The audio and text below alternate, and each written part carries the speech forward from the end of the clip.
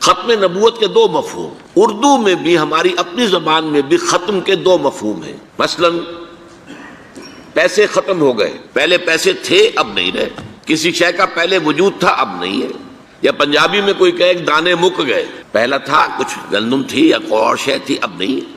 یہ ختم نبوت کا ایک مفہوم ہے کہ وہ نبوت جو چلی آ رہی تھی حضرت آدم علیہ السلام سے، اس لیے کہ پہلے نبی حضرت آدم تھے، وہ نبوت جو چلی آ رہی تھی وہ ختم ہو گئی، اب حضور کے بعد کوئی نبوت نہیں۔ لیکن ایک دوسرا مفہوم اس کا کیا ہے؟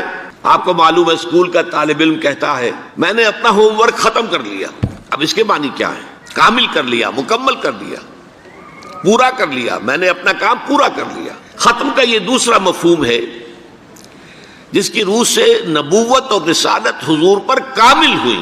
ذرا نوٹ کیجئے، پہلا مفہوم اپنی جگہ پر ایک واقعہ ہے، حقیقت ہے،